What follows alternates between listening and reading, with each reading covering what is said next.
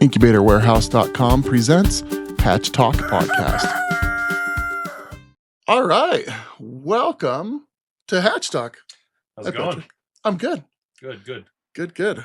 Well, viewers, chicken lovers alike, we're here to talk about chickens hatching, poultry, whatever you need. All kinds of stuff. Today, Frostbite. Yeah, we're talking about the nitty-gritty, the problems that people have with frostbite. If you're living in a cold climate, you're going to be dealing with it if you're not taking care of chickens. So we'll get into the preps, what you should be doing, how to treat, and how to prevent it. Also, we'll be doing a little coop it or keep it. I love the Coop it or keep it. Yep. So welcome back, everybody. We got the Hatchtalk. Yeah, welcome. My name is Patrick, My name's Shawn.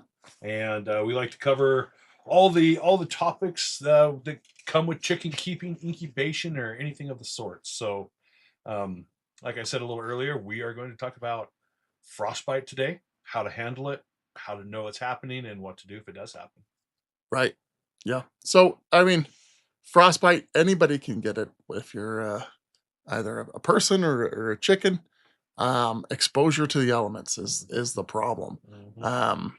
And if it's not managed, it can be a big problem real quick. Yep. And it's not just the cold. Not just the cold causes the frostbite. It's cold mixed with moisture. Yeah, that's the big key.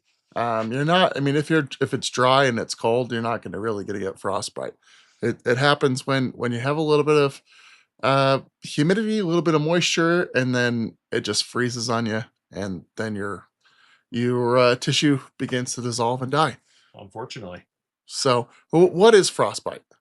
So, what frostbite is it's tissue damage caused by either the cold plus moisture.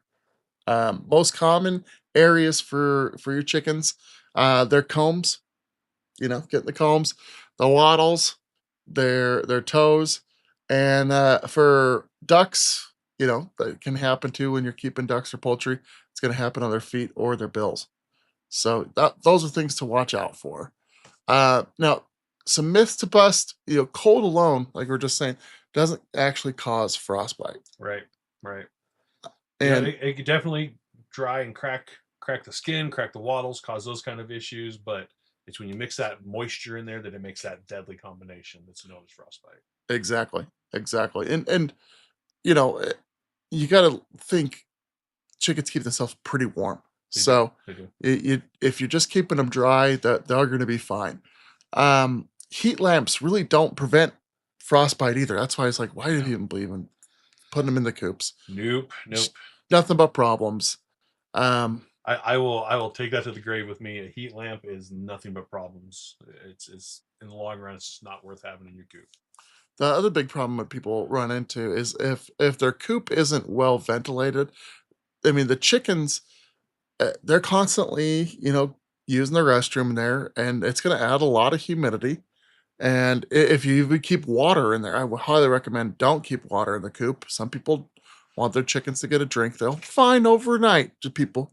It's fine. Keep the water They in. don't need it in the coop. Put it in the run. Put it in the run. Exactly.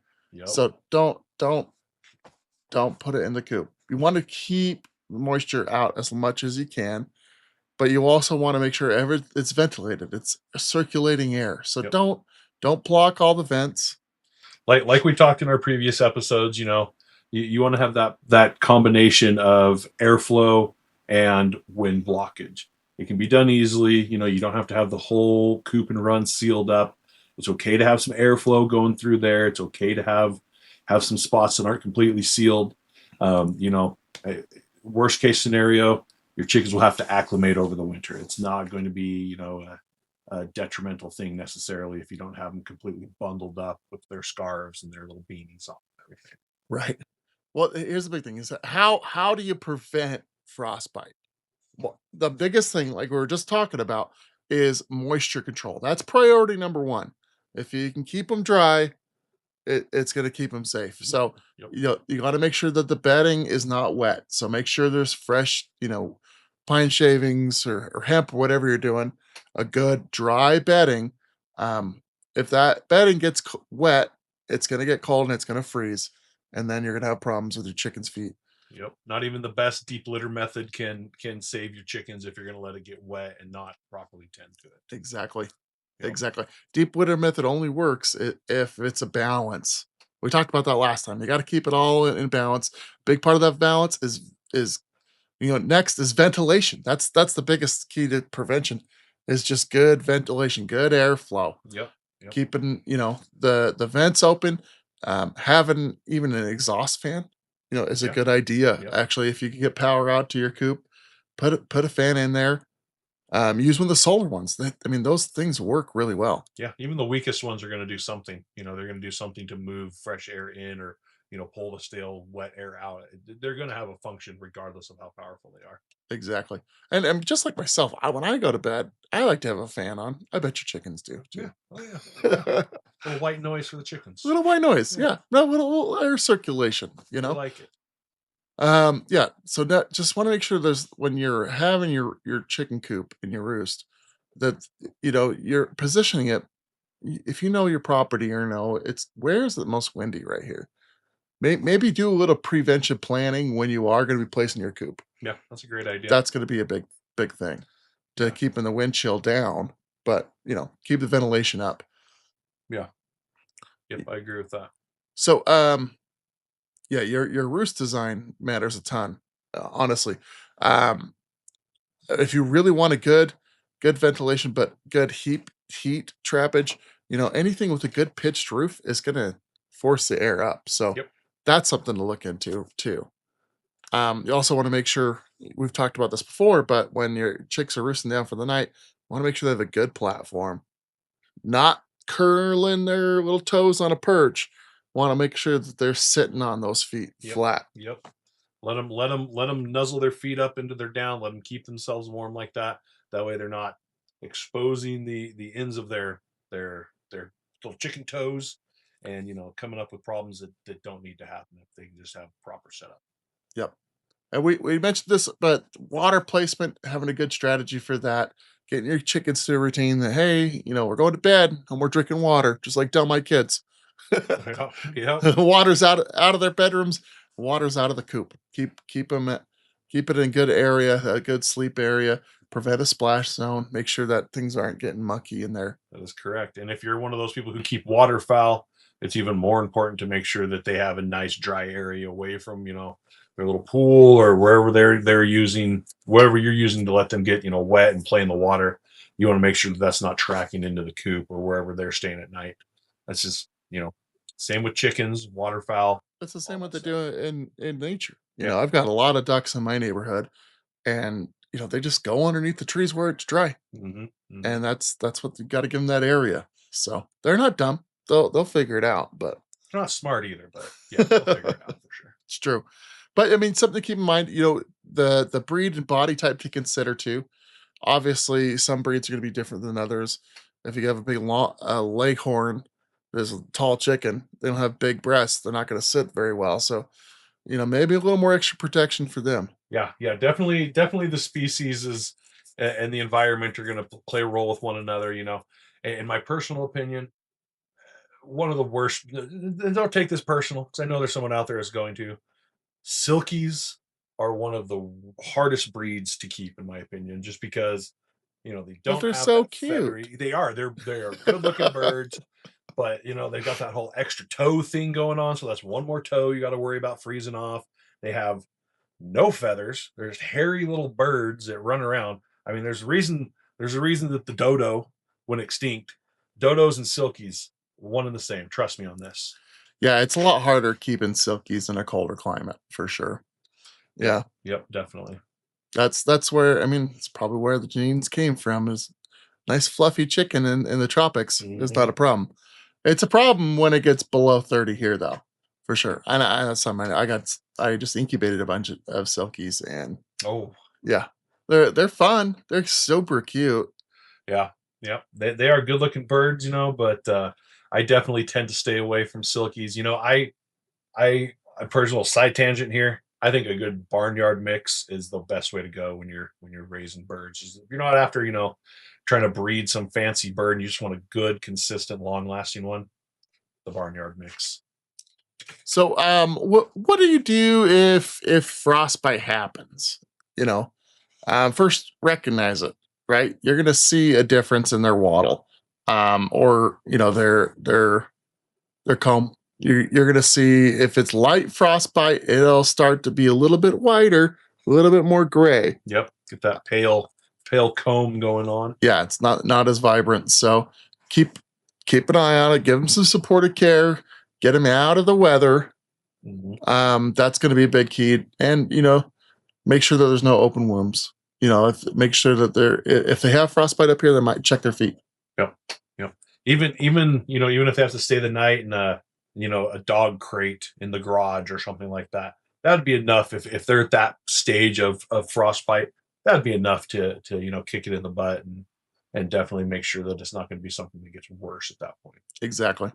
And so if it's severe frostbite, how do you tell if it's severe? Yeah, so there's going to be blackened tissue.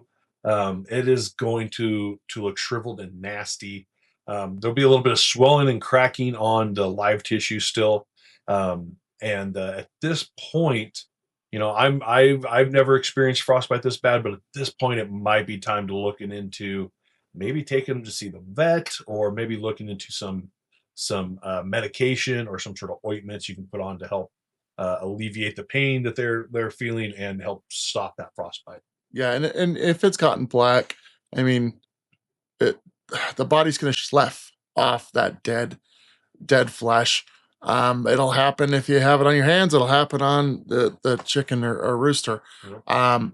But it's going to take some time, and it's painful. But the biggest thing you worry about is infection. So if you're treating that wound, you're going to want to make sure you're getting some medicated ointment, keep some antibiotic cream, Yep. things like that. But just be careful; it's not like an oily cream, because that'll just not work very well. Yeah. Now, what about the things we shouldn't do? Yeah, don't rub the area. You think, oh, I'm going to warm up this chicken. I'm going to rub it. No, if it's already got frostbite, you having contact with that cellular tissue is going to break it down even quicker. Yep. So that's a no bueno.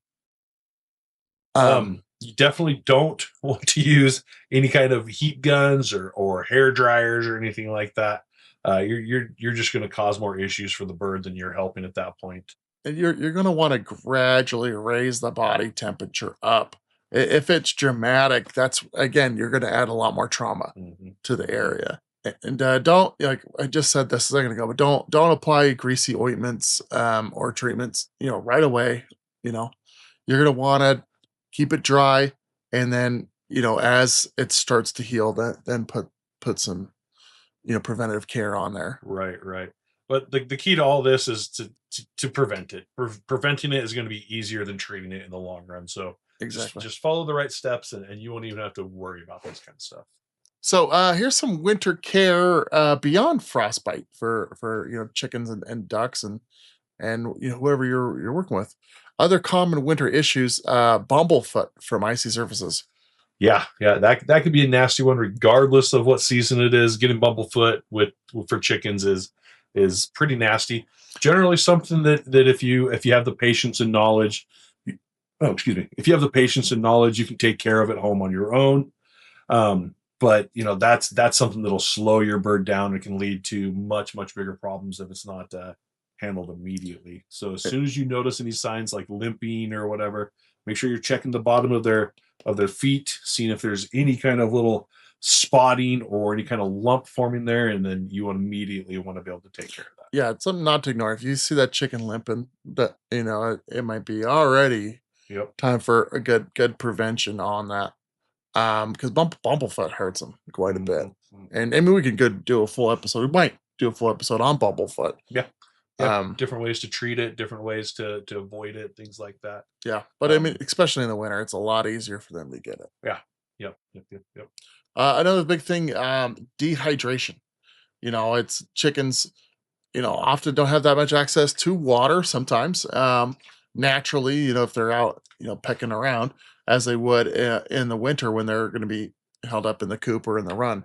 So keeping your chickens hydrated, making sure that their water doesn't get frozen over. Yep. No frozen water. We want to make sure that they have plenty of water right now because this is when they're going to need it the most. Yep. It's a good time to be using some sort of heating mat or something out there to keep the water from freezing over. Just so happens we do carry those here at incubatorwarehouse.com. And what that does is that just keeps if you're using like a bucket with a nipple water or anything like that, it keeps the water from freezing, it keeps the water flowing, and it gives them constant access to hydration. Yeah, and I mean, it's not much to run an extension cord out to your chicken coop and plug that in Yep. for the winter. Just a smart move, and it saves you some work too. Filling up chicken water a lot, because it's freezing over. It's more choring. Yeah, yeah. And you got to look at it like this. Your chickens are an investment. You invest tons of time and money into the whole process of owning a chicken. So anything you can do to keep that investment strong and going is a good move. So some things you want to definitely encourage your chickens to do. Um, get some movement in the winter for preventive care. If you don't keep them in the coop all winter, get them out in the run. Get them out and about. You got to coax them out, put some food out, put some straw down, let them walk around. But Yeah, they're chickens, but they're not chicken. They're not afraid of going out in the snow. There's no reason to not let them out there. You can clear some dry scratch areas for them, do something like that. But you definitely want to get them out, keep their blood circulating, keep them moving, and keep them doing just general chicken activities. yeah, a little hack to do before it snows. Maybe put a tarp down out of the chicken run, and then just easily pick up that tarp if it snows, and there's a dry spot right there for them. A little fresh place for them to play around in. So you just think about it a little bit ahead of time. That'd be good to go. Yep. So yeah, you want to provide good scratches areas. You want to make sure that the run is not directly wind, that's a big thing. Yep. Have some wind blocks set up. It goes along with the whole ventilation and blocking wind and stuff like that. You don't want to overdo it, but it's good to have, some areas if you are in a very windy area where the chickens aren't going to directly get hit by the wind. Exactly. What? Yeah. Anything else you want to add for winter? It's frostbite. It's never a bad idea to have some sort of enrichment items out there if they're having problems going outside or they're just not feeling like being out in the cold and the snow. Put something out there that gives them a reason to go out there. Like we discussed in our last podcast. You can do the chicken kebab. You could hang some fresh cabbage or something from the top of the coop and let them jump up to get it. They'll go for that. They're very snack and treat driven, just like me. So, just set them up a little something to play with and it'll definitely help out. Yeah. Yeah. And put out some, good little pile of mealworms out there for them. Encourage them to come on out and get them out and moving around. Yep. That's a big thing. Just get them going because they'll want to stay where it's nice and cozy. Yep. They definitely will. But if they're staying in one spot, that's going to add a lot more humidity, which is moisture, which causes problems. Yep. So get those chickens out and about. Have them go poop in the yard. Poop in the yard. If they're pooping more in the coop, deep litter it up more. Just add more layers. The more layers, and then circulate that around. That'll add a lot more heat to the coop, but it'll cut down on the moisture, but keep the ventilation going. So awesome. Well, what do you say we track down some chicken, tips from the internet? You know what time it is? Time for some coop it or keep it. Or keep it or crap it. Keep it or crap it. My favorite time of the podcast. Yeah, we're going to watch some chicken hacks from around the internet. So coming up from here, we have Off-Grid Living Lady from TikTok. How do I keep this guy looking and feeling healthy? I'll show you. Ashes. Yep, that's right. I take the ashes from my fireplace and I give them to my chickens. I know some of the people watching right now are like, no, you can't do that. Yes, you can. My chickens are free range and they like this one little area in the yard to get their dust baths. I simply collect the old ash, sprinkle it in their little area, and they're all set to go. The ash helps with mites, and the charcoal helps with digestion, improves egg quality, and it could even help with expelling internal worms. Happy, healthy chickens. So I like the idea here. She's being ultra resourceful, getting the ashes out of the fire pit and let the chickens do a little bath there. I have never heard of this technique, but it makes total sense after seeing it. Yeah, Yeah. and this is great. I mean, for you homesteaders out there, this is a great thing. I think fill up a little trough in the coop at night, and then they can take their little ash bath. Obviously, make sure the ashes are cold before you put it in the chicken coop, or else you're gonna have a problem. Get up to some grilled chicken. Yeah, that'd be a problem. But yeah, I mean, they do like to do little dust baths, and that's a keep. That's for sure. Yeah, definitely a keep it. I can see this being totally beneficial, and if I had a wood stove, I definitely would be doing this myself. Up next, we've got the from TikTok. Now we got a real art is better. Too cold outside for your chickens and the truck, so figured out a way to keep them both in the garage. Okay, so he set up a little chicken roost in his bed of his truck. That's brilliant because it's going to be easy to clean out, and he's keeping the truck in the garage. Yeah, I see the sense behind that.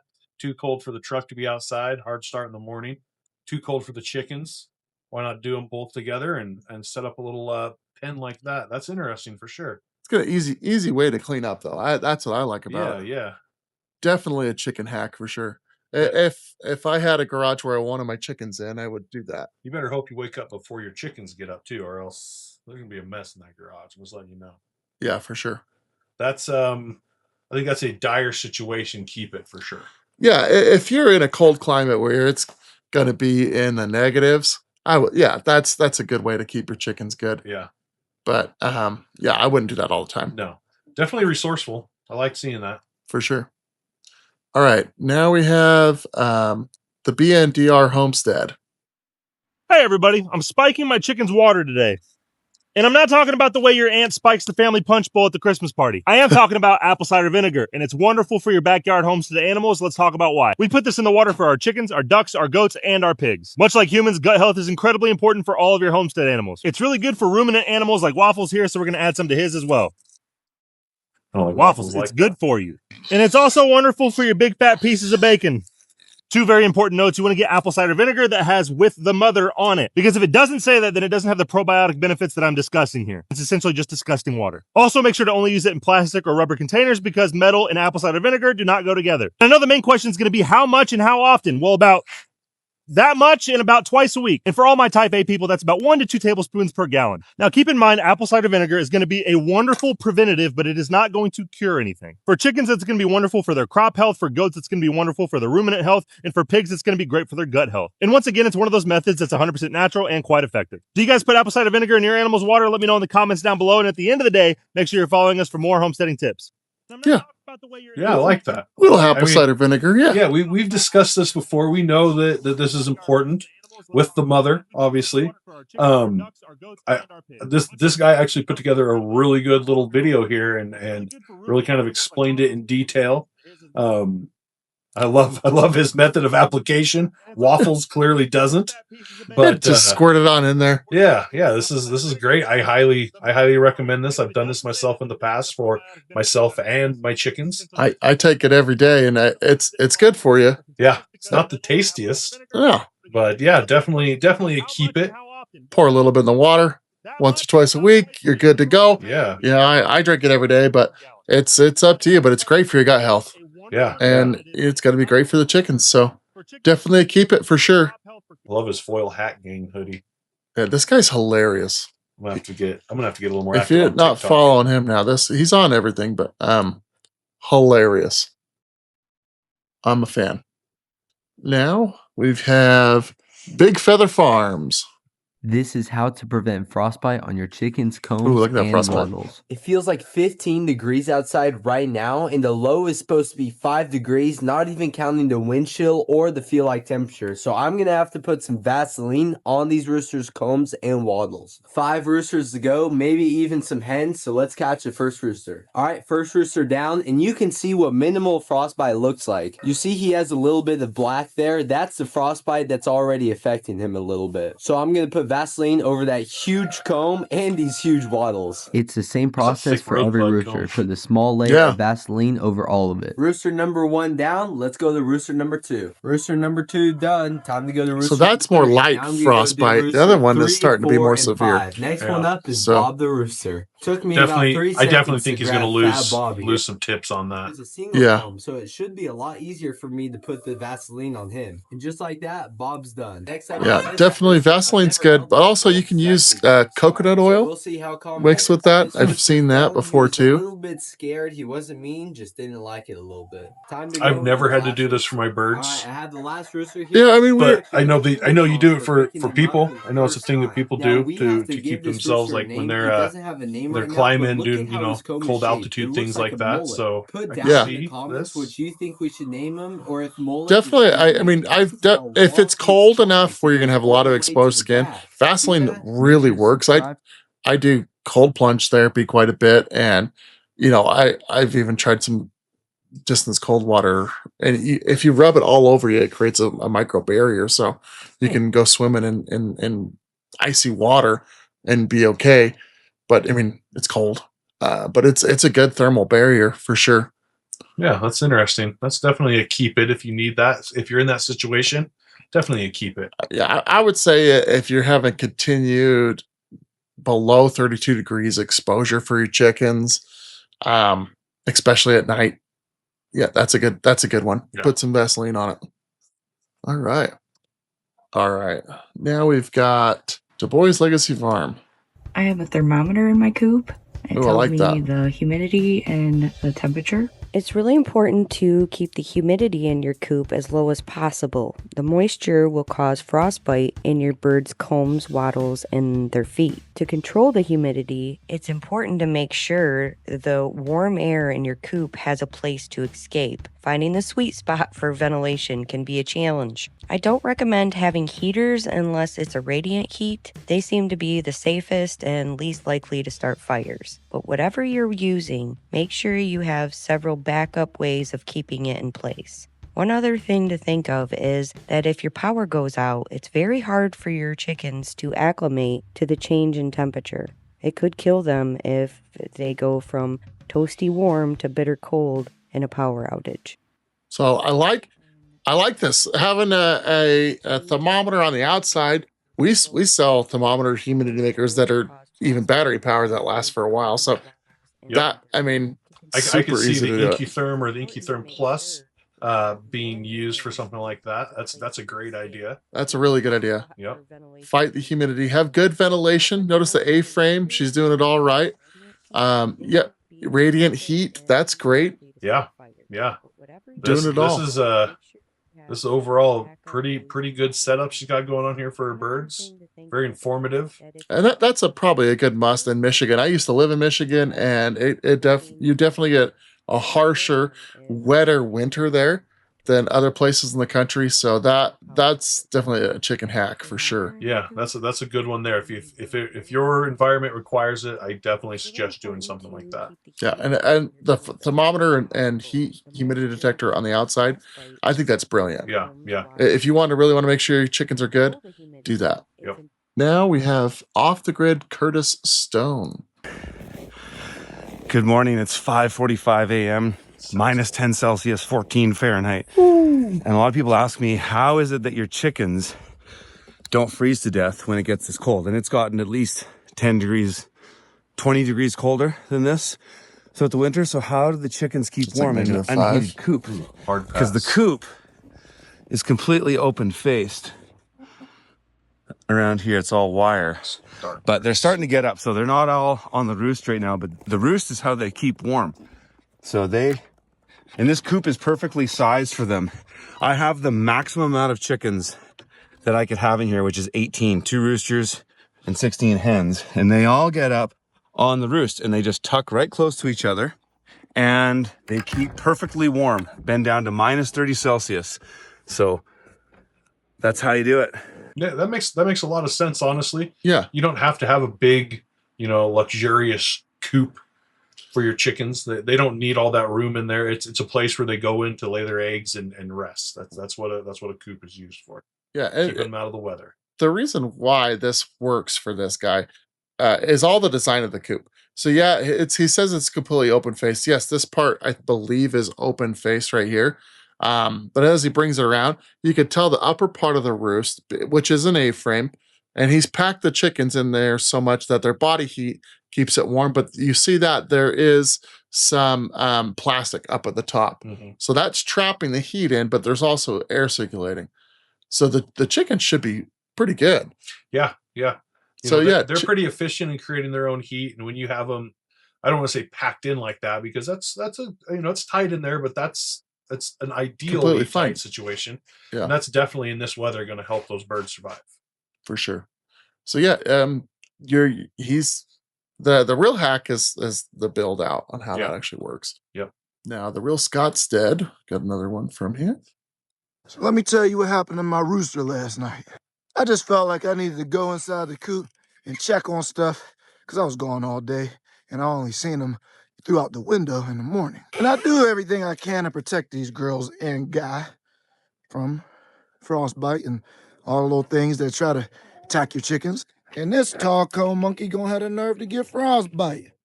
So I had to get me some coconut oil, come into the coop. Go ahead, Gucci. And I had to lather it on his comb because it's not going to warm up the comb, but it's going to stop any type of cross breeze from making the frostbite any worse. Now, in his case, it's not a severe frostbite. It's minor, but we still want to take it seriously and do all the preventative measures that's possible to make sure that it doesn't get worse. We got a 12-degree night coming up, and if I don't go and do the preventative measures to put coconut oil on his comb in the morning and at night, well, then this could get real bad, and we love our Gucci. We don't want him getting hurt, so we're going to do what we got to do to make sure his big comb behind is cool for the winter. So if you got any tall comb roosters or hens, you want to take some preventative measures, especially knowing if you got some really low temperatures coming up, and put some coconut oil or Vaseline on those big combs in the morning and at night just to protect it from any of those cross breezes, because this really helps. I'm Drew at the Scottstead. I'll catch you on the next one. So let me tell you what happened to my rooster. I like what he does there. I just felt like I needed to go. Emphasis on the preventative care. After it's got a little bit of a frostbite on him, he's going to, put a little coconut oil, put some Vaseline, maybe alternate. That'd probably be good for him. Yeah. But do it on their combs, do it on their wattles, do it on their feet. Yeah, and it's not like it's something that you can. The way he went about explaining it made total sense. Like, okay, it happened. My bad. I caught it. Here's what we're gonna do. Like, you don't need to be going out putting Vaseline and coconut oil on your hen and chicken's combs and wattles throughout the day just because it's getting cold. That's not really something that you want to be doing all the time. But he saw the problem, he dealt with it, and he prevented it from getting worse, and that's great. Yeah, and if you have a chicken that tucks its head, it's not that big of a deal for them. But a lot of chickens don't figure that trick out. They're not like huskies, which got me to thinking. If you could get your chicken's head tucked, then you're not going to have a problem. That's right. Now, right. I've never had a chicken that tucks its head, but you were talking about this earlier. I'm curious to see where you're going with this. I have a hypothesis. I haven't done this, but if he's got cold, I might try this in my own coop. Okay. Check this out. Everybody's heard of hypnotizing the chicken with a straight line. Mm-hmm. Now, have you ever seen a head tuck? I've done this to chickens and it works. They'll stay hypnotized. But check this out. I'm wondering if you use this and just put them on the roost for tonight. Watch what he does there.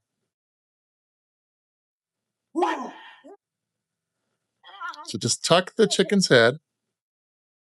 For our audio-only listeners, what we're watching is a video of a man tucking a chicken's head underneath its wing and then rotating it in a circle and then laying it down, hypnotized on the table. So I wouldn't lay him on his side. Put him down so their feet are protected. But I think, I know, drop a comment if anybody's actually tried this, but I think that could be a chicken hack. If you tuck their heads, give them a little shake around, and this will hypnotize a chicken. I've seen it done. I've done it once when I was little because my cousin showed me how do you hypnotize a chicken. But they'll get in a little trance state, and they'll take a little nap.